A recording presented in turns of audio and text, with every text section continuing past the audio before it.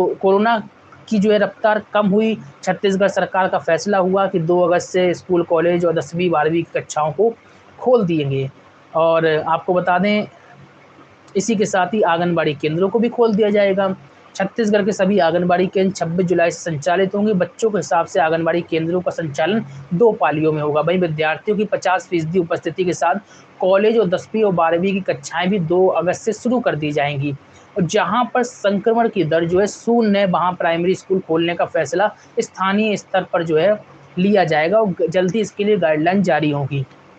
छत्तीसगढ़ वही राज्य दोस्तों, मैं आपको बता दूँ, जहाँ पर जब कोरोना की जो है सेकंड वेव थी, इतना ज़्यादा तूफ़ान मचा था, तब भी जो है केंद्रों को खोलने जाने और बच्चों को बुलाए जाने का ऐलान सरकार ने कर दिया था स्थानीय स्तर पर, जिसके बाद सरकार का जमकर विरोध हुआ था। फिर जो है छत्तीसगढ़ की जो है भूपेश बघेल सरकार बैक फुट पर आ गई और कहीं न कहीं जो है आदेश को वापस लिया गया, चूँकि कह रहे थे कि कोरोना के नियमों के हिसाब से जो है केंद्रों को खोला जाएगा।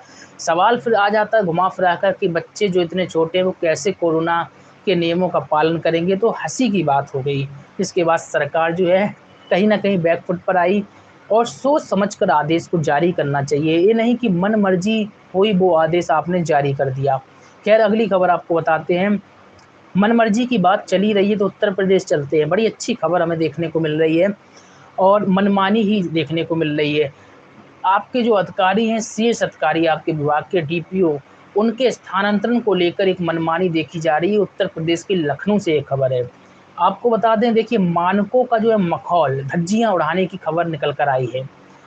क्या खबर है पहले जानते हैं। बाल विकास पुरस्कार विभाग में पारदर्शी तरीके से तबादले के लिए मानक तय किए गए, लेकिन मानकों की धज्जियां उड़ा दी गई और जिला कार्यक्रम अधिकारी ने डीपीओ के तबादलों में मानक के विपरीत काम किया गया। आपको मैं बता दूं कि हाल ही में कई जनपदों में जिला कार्यक्रम अधिकारियों के तबादले हुए हैं और इन्हीं तबादलों में जो है मानकों की धज्जियां उड़ाए जाने की खबरें निकल कर आ रही हैं।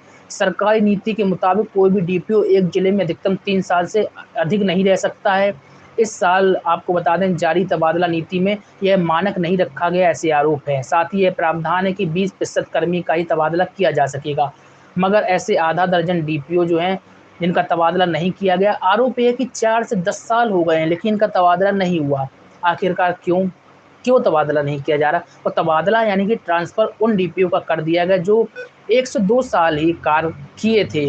हालाँकि 20% ही डीपीओ का ट्रांसफ़र किया गया, लेकिन कमाल की बात ये देखिए कि मतलब 4 से 10 साल से जमे हैं, उनका ट्रांसफ़र नहीं हुआ, 1 से 2 साल वालों का ट्रांसफ़र कर दिया। आपको बता दें, देखिए कहाँ-कहाँ नए-नए डीपीओ साहब आ गए हैं आपके, वो आप जान लीजिए। अनुपमा सांडल मुरादाबाद मंडल में 10 साल से जमे हुए, ये तो जमे हुए मैं बता रहा हूँ। हेमंत सिंह गोरखपुर में 7 साल से जमे हुए, भरत प्रसाद फर्रुखाबाद में 6 साल से जमे हुए, अजीत कुमार सोनभद्र में 5 साल से जमे हैं, मनोज राव प्रयागराज में 5 साल से जमे, अखिलेंद्र दुबे लखनऊ में 4 साल से जमे हैं, मोहम्मद जफ़र और कानपुर संबद्ध मुख्यालय में करीब 5 साल से जमे हैं। तो इनके विरुद्ध जो है कब कार्रवाई होगी? आरोप ये भी है कि इनके ऊपर जो है कई प्रकार के जो है भ्रष्टाचार के आरोप लगे हैं और जाँच भी चल रही है, इसके बावजूद भी इनके ऊपर विभागीय कोई कार्रवाई नहीं होती है। खैर बहुत बड़ी खबरें हैं लेकिन हम आपको शॉर्ट में बताएँगे, क्योंकि कार्रवाई तो भाई इन लोगों के ऊपर होनी नहीं है क्योंकि पैसे वाले हैं, ताकतवर हैं। खैर आपको बता दें तबादले में किसी प्रकार की कोई गड़बड़ी नहीं की गई है। 20% कार्मिकों के ही तबादले किए गए जाने थे और इसलिए समय पूरा होने के बाद भी सभी लोगों का तबादला नहीं किया जा सका। ये कौन कह रहा है? आपकी निदेशक महोदया सारिका मोहन जी कह रही हैं। लेकिन सवाल है कि 5 से 6 साल, 7 साल से जो जमे थे अधिकारी, इनका तबादला क्यों नहीं किया गया? इन पर तो कई आरोप थे, इसके बावजूद भी इनका तबादला नहीं किया गया। आखिरकार इतनी मेहरबानी इन जिला कार्यक्रम अधिकारियों पर क्यों? ये सवाल है, ये बड़ा सवाल है। कहीं न कहीं इसी को लेकर जो है चर्चाओं का दौर गर्म है। आपको बता दें कुछ नए डीपीओ जो हैं 1.5 से 2 वर्षों में इनका तबादला हुआ है, आपके जनपद में आए हैं। बाणी वर्मा जो है मुज़फ़्फ़रनगर से मिर्ज़ापुर पहुँची हैं, इफ्तिख़ार अहमद जो हैं वाराणसी से जालौन पहुँचे हैं, शैलेंद्र कुमार महाराजगंज से कुशीनगर, दुर्गेश प्रताप सिंह उन्नाव से वाराणसी पहुँचे हैं, कृष्ण मुरारी बलरामपुर से बलिया, दुर्गेश कुमार मऊ से महाराजगंज पहुँचे। ये सूची जो है प्राप्त हो रही है, उसके अनुसार मैं आपको जानकारी दे रहा हूँ। खैर यहाँ पर सभी खबरें खत्म होती हैं। अब जो है आप लोग काफ़ी सवाल आ रहे हैं, काफ़ी कमेंट आ रहे हैं, उन कमेंट का जवाब देने का काम हम करने वाले हैं। बस आप लोग लाइक कर दीजिए, शेयर कर दीजिए और चैनल को सब्सक्राइब कर लीजिए ताकि आपको हर एक खान की खबरें और अपडेट रोज़ाना मिलती रहें। खैर चलिए देखते हैं